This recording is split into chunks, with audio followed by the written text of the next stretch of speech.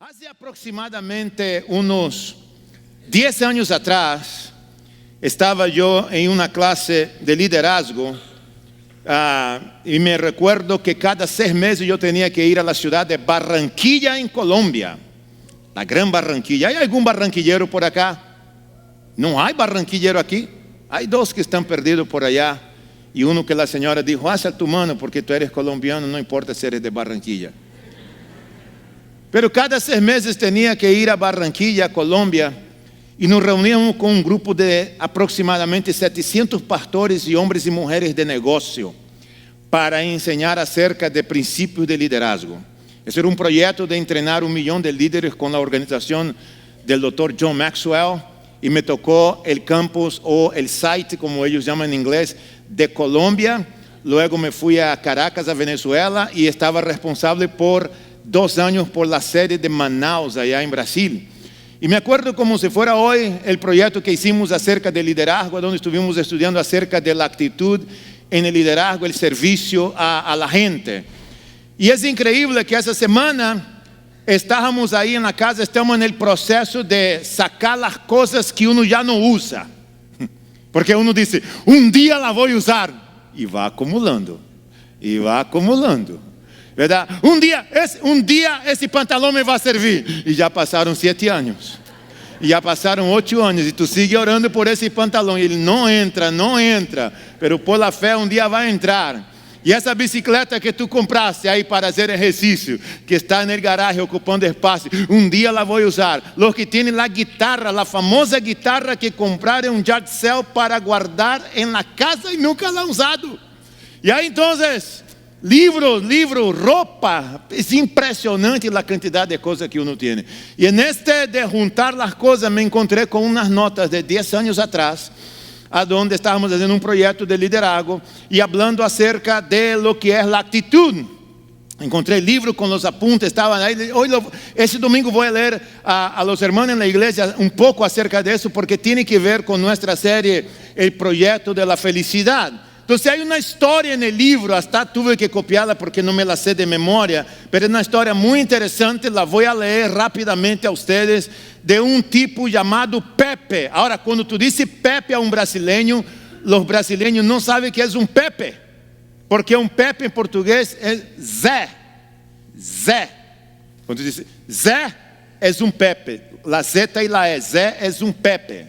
Entonces tú dices José o Zé. Zé Carlos, Zé Juan, ese Zé, es un Pepe. Cuando la gente me llamaba de Pepe, yo, ¿por qué me dan ese apodo a mí? Yo no me siento un Pepe, yo me siento un Zé. Entonces, la historia es ese tipo conocía a Pepe. Y él empieza a contar la historia de Pepe. Él dice: Pepe siempre estaba de buen humor y siempre tenía algo positivo que decir. El tipo estaba contando acerca de Pepe. Cuando alguien le preguntaba cómo le iba, Pepe respondía: si hubiera estado mejor, tendría un gemelo.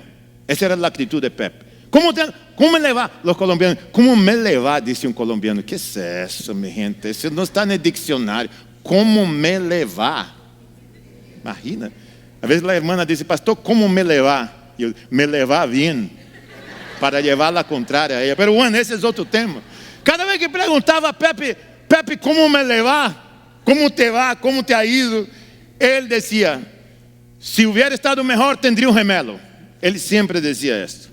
Ella era un gerente de un restaurante y tenía varias personas, meseros y meseras, que cuando él se mudaba de un restaurante quería estar con él, porque Pepe era una persona extremadamente positiva. Él tenía una actitud muy positiva. Era un motivador natural y su empleado... los empleados querían estar cerca de Pepe todo el día, aquella persona que te motiva, que te anima todo el tiempo. Pepe estaba ahí para decirle al empleado cómo ver el lado positivo de la vida. Ver ese estilo realmente me causó curiosidad, dice el tipo acerca de Pepe. Así que un día yo fui a buscar a Pepe, dice el muchacho, y le pregunté: no lo entiendo, no es posible ser una persona positiva todo el tiempo. El tipo le preguntó a Pepe: ¿cómo lo haces? Pepe le respondió sencillamente, le dijo: cada mañana me despierto y me digo a mí mismo, Pepe, tiene dos opciones hoy. Puedes escoger estar de buen humor o puedes escoger estar de mal humor. Escojo estar de buen humor. Cada vez que sucede algo malo, puedes escoger entre ser una víctima o aprender de ello. Escojo aprender de ello, dice Pepe. Cada vez que alguien viene a mí para quejarse, puedo, dice Pepe, aceptar su queja o puedo señalar algo positivo de la vida. Escojo señalar algo positivo de la vida. Sí, claro, pero no es tan fácil, protestó el tipo. Si no es, dijo Pepe, todo en la vida es acerca de elecciones, de decisiones diarias que tú haces. Cuando quita todo lo demás de la vida, cada situación es una elección. Cada momento tú tienes que elegir y decidir cosas. Tú eliges cómo reaccionas ante cada situación. Tú eliges cómo la gente afectará tu estado de ánimo. Tú eres el que da permiso para que la gente afecte tu estado de ánimo, dice Pepe. Tú eliges estar de buen humor o estar de mal humor. En resumen, tú eliges cómo vivir la vida, dice Pepe. Bueno, el tipo se fue y tuvo un tiempo reflexionando acerca de lo que él escuchó de Pepe. Y él empezó a pensar acerca de eso. Perdió el contacto con Pepe, se pasaron unos cuantos meses. Y él hacía el intento de colocar eso en acción. Entonces se pasaron tiempo y él supo que Pepe tuvo un accidente. Tuvo un accidente y casi se muere. Entonces, mira lo que dice. Él dice, mientras trataba de abrir la caja fuerte, porque Pepe trabajaba en el restaurante, y entraron dos ladrones con una pistola y rendieron a Pepe y le dijeron que tenía que abrir la caja fuerte con el dinero que estaba ahí. Y él dice al tipo, mientras yo intentaba abrir la caja fuerte, la mano de Pepe temblando por el nerviosismo, él se resbaló cuando estaba colocando la combinación. Los asaltantes sintieron pánico porque tú sabes, pensaba que él iba a tomar una pistola y le dispararon a Pepe. Le dispararon a él y con mucha suerte Pepe fue encontrado relativamente pronto y llevado de emergencia al hospital, a una clínica más cercana. Después de 8 horas de cirugía, imagínate tú, y semanas de terapia intensiva, Pepe fue dado de alta, aún con fragmentos de la bala en su cuerpo. Entonces el tipo dice, me encontré con Pepe 6 meses después del accidente y cuando lo encontré le pregunté cómo estaba y él me respondió, si hubiera estado mejor tendría un gemelo. Y le pregunté a Pepe, ¿qué te pasó? ¿Qué es lo que pasó por tu mente en ese momento del asalto y te dispararon? Bueno, Pepe contestó, lo primero que vino a mi mente fue que debí haber cerrado con llave la puerta de atrás. Él se olvidó la puerta de atrás abierta, por eso los ladrones se metieron. Cuando estaba tirada en el piso, yo recordé que tenía 2 opciones, dijo Pepe. Podría elegir vivir o podría elegir morir. Elegí vivir, dice él. Entonces el tipo dice, ¿no tuviste miedo? Le pregunté, dice el muchacho. Pepe continuó. Los médicos fueron geniales. No dejaron de decirme que iba a estar bien. Pepe, tú vas a estar bien. Los médicos me daban ánimo. Pero cuando me llevaron al quirófano y vi las expresiones en sus caras, las caras de las enfermeras que estaban ahí, realmente me asusté, dice. Podía leer en sus ojos. Supe entonces que debía tomar una decisión. ¿Qué hiciste?, le preguntó el amigo. Bueno, uno de los médicos me preguntó si era alérgico a algo. Yo le dije, sí, doctor, yo soy alérgico a las balas. Mientras me reía, dice el tipo, le dije, estoy diciendo al doctor que yo estoy escogiendo vivir. Opéreme como si estuviera vivo y no que estuviera muerto, él le dijo al doctor. Pepe vivió por la maestría de los médicos, dice la historia, pero sobre todo por su asombrosa actitud. Cada día tenemos la elección de vivir plenamente la vida, porque al final del día la actitud es todo. La actitud es todo.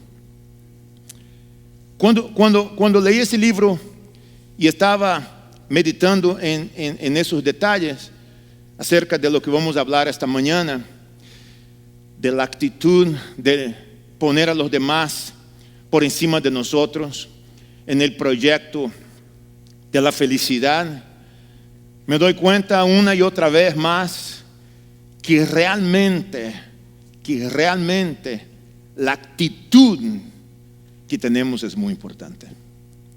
La actitud en la hora de leer la Biblia, la actitud en la hora de cantarle a Dios, la actitud en la hora de ofrendar a Dios, la actitud con mi pareja, la actitud con mis hijos, la actitud en mi trabajo, la actitud en mi escuela, la actitud cuando yo estoy sirviendo a Dios. Al fin del día, si tú te pones a pensar, la actitud es muy importante. Y realmente tú y yo somos los únicos que podemos dar permiso a alguien que si alguien haga nuestro día miserable. ¿Sabías eso? Ah, pero pastor da Silva, espera un momentico, usted no conoce mi vida, perdí mi carro, tengo a alguien enfermo en el hospital, la situación económica está muy difícil. No negamos esto. Quizás esas cosas no cambien, pero mi actitud hacia estas cosas, que quizás no van a cambiar, es lo que hace la diferencia en nuestra vida. La felicidad viene cuando consideramos a los demás superiores a nosotros. De manera que te voy a suplicar que si puedes abrir tu Biblia conmigo, tomar el programa que te entregaron cuando tú entraste. Nosotros vamos a leer en Filipenses capítulo 2, empezando en el versículo 1, esta carta increíble. Esta mañana yo contaba a los hermanos un poco de la historia de la carta. Les voy a resumir brevemente porque es importante cuando tú lees un texto o una historia de la Biblia, siempre detrás de la historia hay una historia, es la historia por detrás de la historia. Tu historia tiene una historia por detrás de tu historia, como la mía. Y la Biblia está hecha de esto. Hay muchas historias en la Biblia, eventos. Entonces, si tú lees de cara, tú no vas a entender lo que está pasando. Pero Pablo, el apóstolo San Pablo, un hombre de una actitud impresionante, hombre como tú y yo, pecador como tú y yo, no era un super hombre, era un hombre como nosotros, pero las decisiones que Pablo tomaba con relación a la actitud era simplemente increíble. Piénsalo por un momento conmigo. Estás en la cárcel. Sabes que vas a ser juzgado en pocos meses por una corte. Y sabes que van a cortar tu cabeza. Sabes que te van a decapitar. Confías en Dios.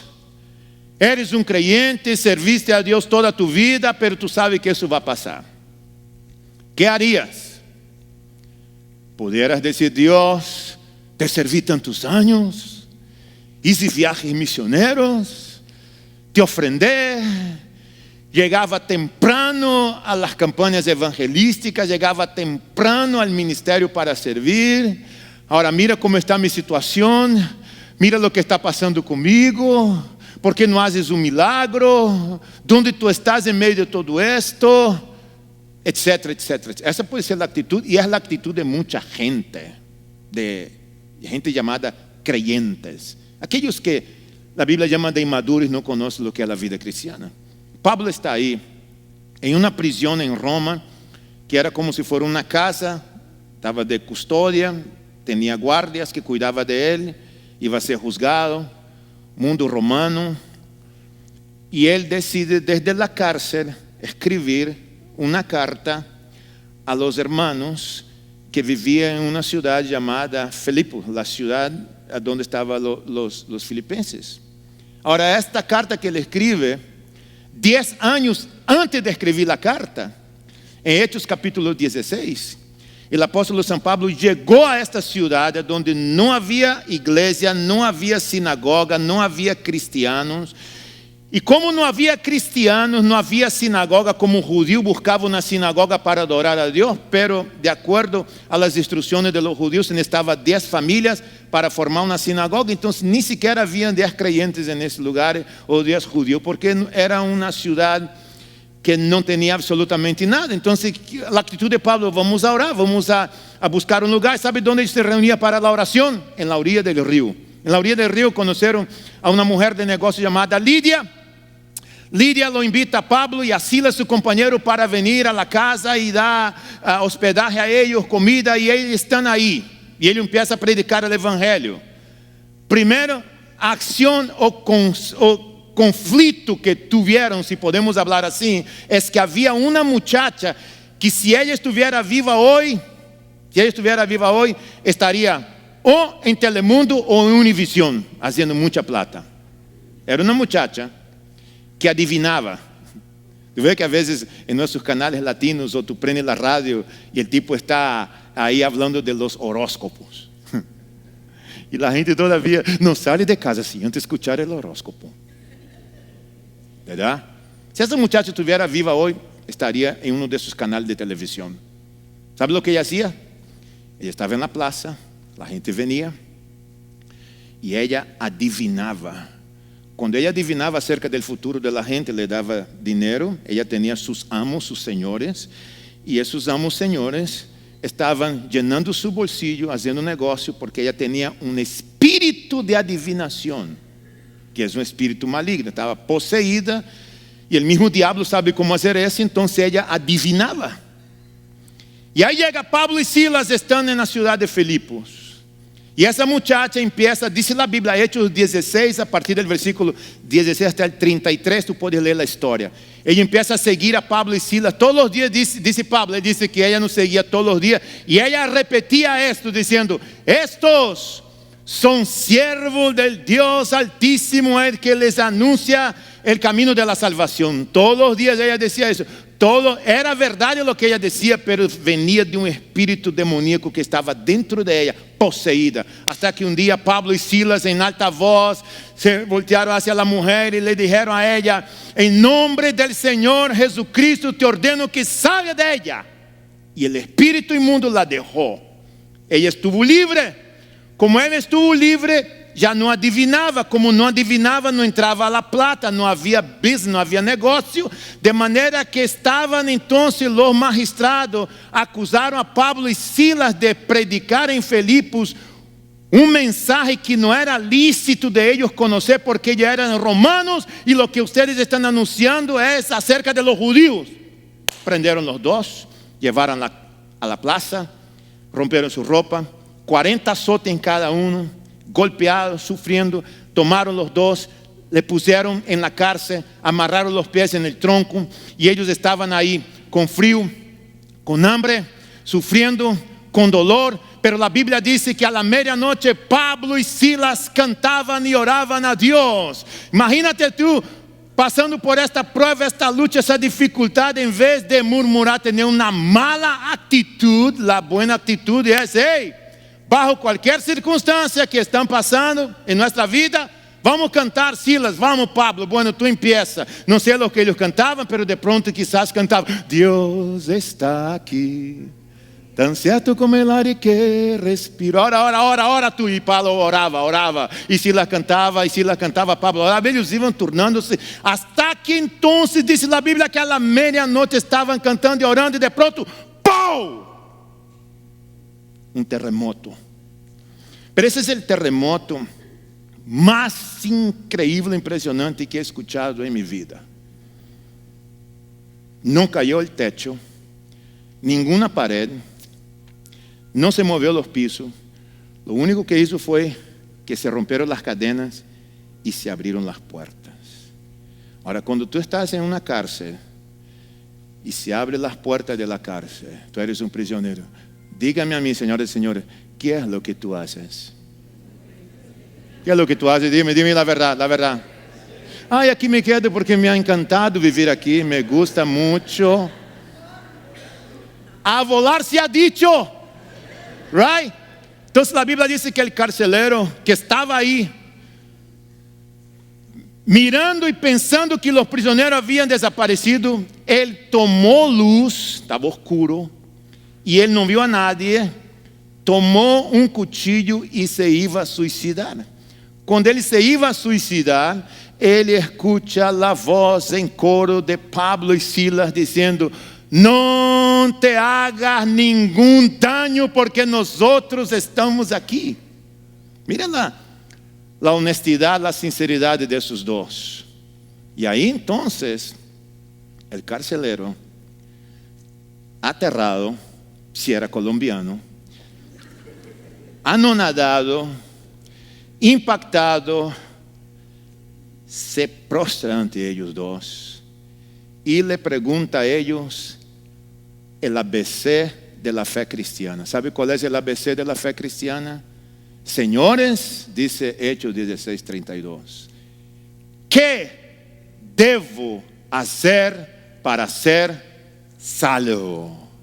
Imagina Pablo diciendo: oh, tú tienes que leer el libro de la membresía de la iglesia, tú tienes que memorizar 15 versículos, tú necesitas ofrendar, tú necesitas hacer eso, y después que tú haces todo esto y ahí cumple los requisitos, quizás. No. Señoras y señores, ¿qué debo hacer para ser salvo? Cree en quién, en el Señor Jesucristo, y como consecuencia serás salvo tú y tu casa. Ahí dice la Biblia que el carcelero tomó a ellos dos, lavó las heridas, ese simbolismo de arrepentimiento porque él causó las heridas, los llevó a la casa donde estaba la mesa, comunión, comió con ellos, y ahí entonces empezó la iglesia en Filipos. Una iglesia que empezó con una mujer de negocio, Lidia, con una joven poseída por un demonio y por un carcelero que durante el día era un monstruo y en la noche era el hombre más cariñoso que tenía en la casa. Así empezó esta iglesia. 10 años pasaron, Pablo está en la cárcel en Roma y él escribe a los hermanos en la ciudad de Filipos de esa manera, acerca de servir a los demás y tener una actitud hacia Dios y hacia los demás. Filipenses 2, del 1 al 11.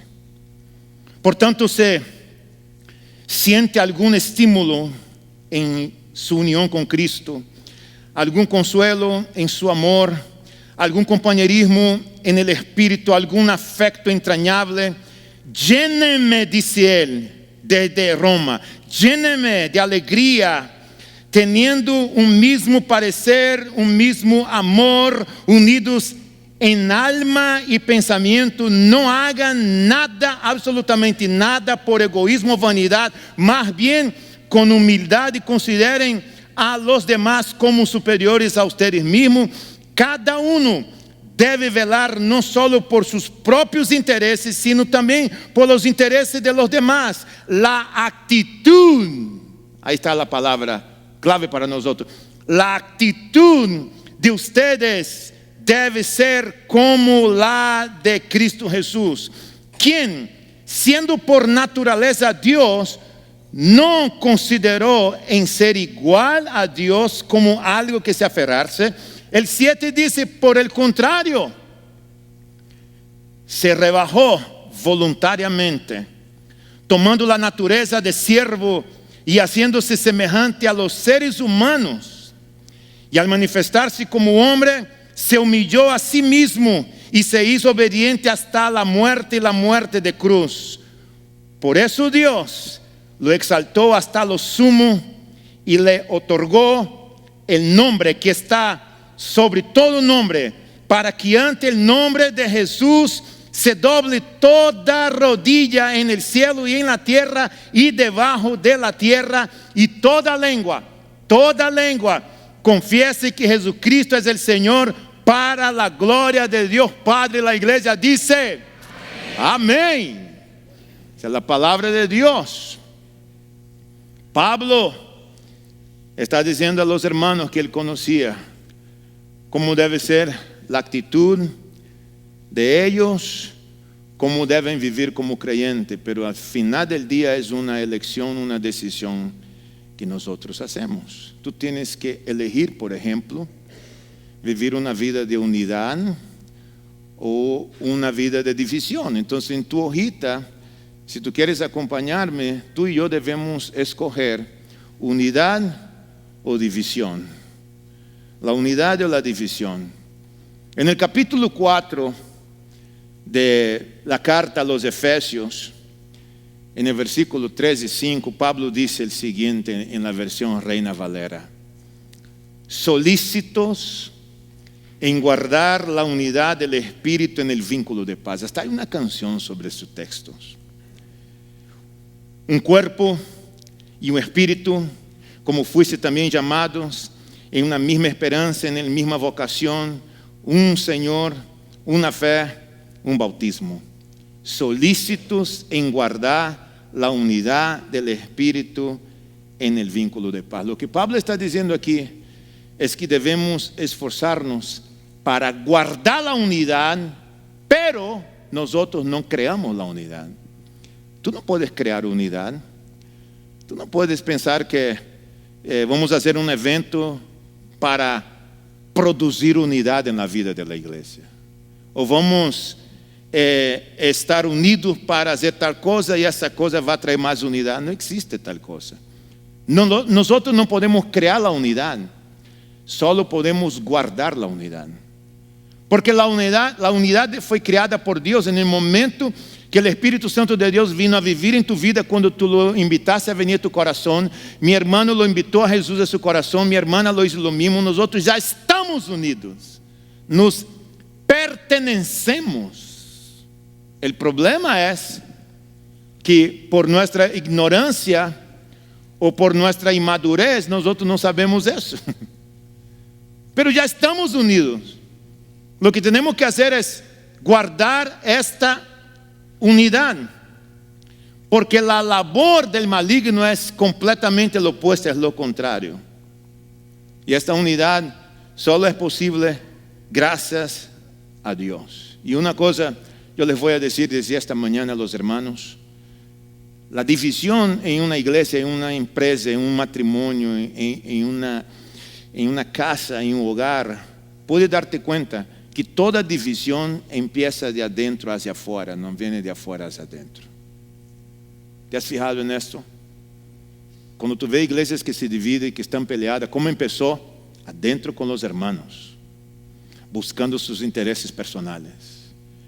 En un matrimonio, una separación, ¿cómo empezó? Empezó porque la relación no iba bien, empezó adentro. Y empezó a haber inseguridad, infidelidad, problemas, empezó adentro. Nadie tiene el poder, la autoridad de venir desde afuera y hacer algo, porque empieza realmente adentro. Y el trabajo nuestro, lo que dice Pablo aquí, es que nosotros tenemos que elegir la unidad y no la división. Es una elección que tú haces. La otra cosa que tenemos que elegir, de acuerdo a lo que él nos está enseñando, es elegir la humildad, no la superioridad. Eso va en contra al concepto de nuestra cultura y afuera, ¿verdad? Yo tengo que elegir la humildad, no la superioridad. Versículo 3 dice: no hagan nada, absolutamente nada en la vida por egoísmo o vanidad. Más bien, con humildad, consideren los demás como superiores a ustedes mismos. Esto lo traducimos en español, lo llamamos de honra. Es cuando tú honras a la otra persona. Es cuando te preocupas por la otra persona. Es cuando tú la tienes superior a ti. Eso es lo que está diciendo Pablo. Y para honrar a esta otra persona, tengo que honrar a Dios primero. Tengo que elevar a Dios y ponerlo acá para que yo pueda hacer lo mismo con mi hermano. Caso contrario, eso va a ser imposible. Lo que Pablo está diciendo es que tengo que estimar a los demás como superiores a mí mismo. La otra cosa que él dice, desde Roma, escribiendo a los hermanos, que debemos elegir, debemos escoger servir y no ser servido. servir y no ser servido. Y él dice, nuestra actitud tiene que ser como la de Cristo, dice Pablo en el versículo 5. La actitud de ustedes debe ser como la de Cristo Jesús. ¿Cómo fue la actitud de Cristo Jesús? Escuchen lo que dice la Biblia en el versículo 6. Que Jesucristo, quien siendo por naturaleza Dios, no consideró el ser igual a Dios como algo que se aferrarse. Por el contrario, dice él, se rebajó voluntariamente, tomando la naturaleza de siervo y haciéndose semejante a los seres humanos. Bajó del cielo para hacerse semejante a nosotros y vino para servir y no para ser servido. En ese libro que les comenté acerca de la historia de Pepe, el autor dice que la mayoría de las personas con malas actitudes normalmente señalan algo afuera de sí mismo para explicar su problema. Y él dice, pero usted no puede culpar a nadie ni añadir algo a alguien por causa de tu mala actitud. No puedes culpar al clima, al gobierno, a tu pareja, a tus hijos, al gato, al perro, por tu mala actitud. Y algunos dicen, es que yo soy así. Es que yo nací así. Tienes que soportarme como yo soy. ¿Has escuchado alguna vez? Que a veces da ganas de agarrar así por el cuello y decir, Señor, que duerma un ratico, que duerma un ratico. Sí, de vez en cuando no es mala idea. La actitud de Cristo, nosotros necesitaríamos una otra clase, un otro estudio acerca de eso. Pero el autor dice que hay varias señales de una persona que tiene una muy buena actitud. Te voy a mencionar rápidamente. Señales de una buena actitud. Una persona que tiene una buena actitud está dispuesto a ver el mejor en los demás. Tú conoces a alguien, no menciones, no digas nombre, no alce tu mano, no dé codazo por arriba ni por abajo, ¿ok? Pero tú conoces a alguien que solo ve las cosas negativas en todo. Todo lo que ves negativo. Y a veces te da ganas de ni siquiera compartir más, porque tú ya sabes que la persona es tan negativa. Las personas de buena actitud buscan las cosas buenas en los demás, no se están fijando en las cosas negativas, porque tú no necesitas ser un experto para ver lo negativo en alguien. Es evidente. La persona de una buena actitud se enfoca en las soluciones, no en los problemas. Se enfoca en las soluciones, no en los problemas. Una persona de buena actitud son responsables por sus propias vidas. Él dice que la característica final de una persona positiva o de una buena actitud es su disposición de asumir la responsabilidad de su propia vida. ¿Cuántos de nosotros que estamos aquí, sinceramente, sin tener que alzar la mano, asume la total responsabilidad por tu vida? O tú eres aquella persona que dice, soy como soy, estoy como estoy, mi situación es así por culpa, y ahí tú llenas el espacio en blanco. El autor dice que las personas con una buena actitud son perseverantes, y él dice que unas personas que tienen una buena actitud son generosos.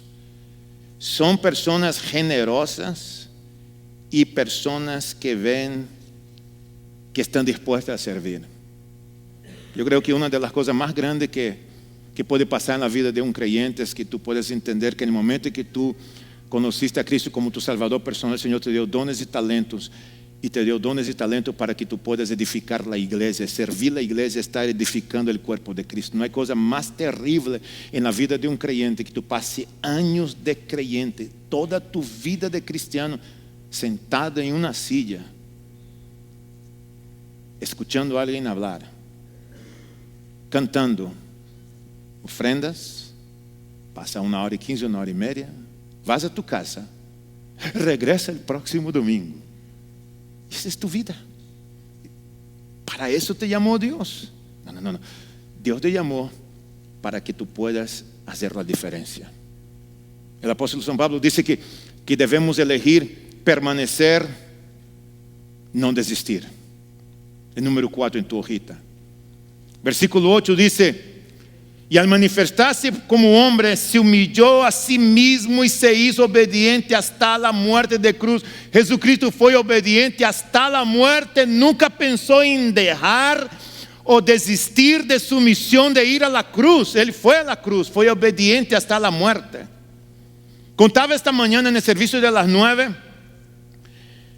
En mi experiencia personal, no estoy diciendo que esa es una regla, pero en mi experiencia personal, tratando con matrimonio por más de 25 años, los matrimonios saludables hoy día en el contexto son aquellos matrimonios que tomaron los votos matrimoniales en el día de la boda en serio.